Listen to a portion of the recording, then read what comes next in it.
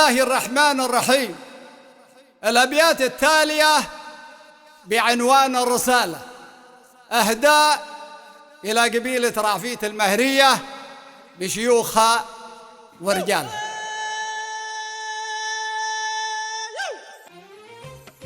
الحقيقة والجميلة بينها كلمة عظيمة، زرها فيها عليها ختم من عقالها، والثوابت مرجعية، وزمن محسوب تيمة، قوة الوحدة شرف وتهزم بحبالها. منهج الحكمة هنا والصبر وقرار التمامة، والحدث تاريخ يكتب البلد برجالها. والقصيدة نقل والتوثيق لعقول السليمة، يدرك الشاعر معانيها ويطلق فالها.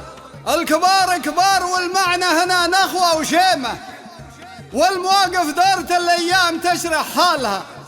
حاضر السبع المساجد مصدر التاريخ خيمة، السنن والعرف فيها شلها من شالها. من هناك روح القصيدة والتحدي والعزيمة، شرب الرعفيت وافي والجميلة نالها لا مواقف. من زمان التقبل عدها يتيمة، رايتها بين القبايل تنحسب بظلالها، ما أخذها من حراج السوق أو جدحة غنيمة. احتمالها مثل ما كانت وشل ثقالها، ورمى حوص بظله فوق شيطح مثل غيمة، وحجب شمسها وميلها وحد زوالها. ورمى حوص بظله فوق شيطح مثل غيمة، وحجب شمسها وميلها وحد زوالها. الشهامة ساسها عنده ولا فيها عزيمة، واكتمل نوره على الديرة بقوسه هلالها. الشهامة اساسها عنده ولا فيها عزيمة، واكتمل نوره على الديرة بقوسه هلالها. واندفن جرح الزمن ومجرة الهم الأليمة، واشرق الشمس السعادة في حدود جبالها.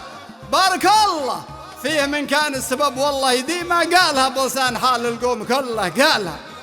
بارك الله فيه من كان السبب والله يديمه، قالها بلسان حال القوم كله قالها. ابو معمر قال ربي ما خلق فينا بهيمة، والجميلة تنعطف دايم على جمالها.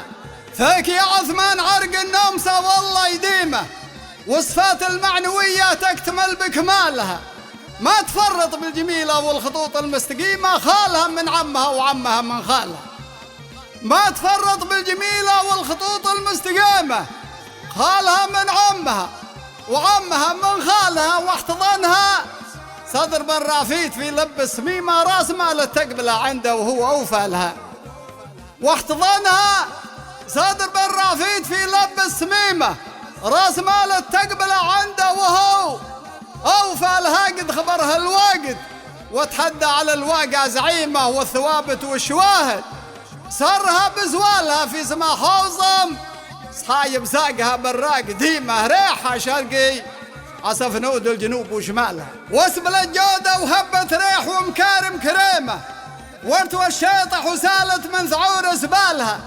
يا سلام الله للمهرة سلام الله يديمه، والمراحل لا تغير سيرها واحوالها. دسم الشارب سلام التقبله فوق الوليمة، والرسالة هكذا كانت وتم رسالة.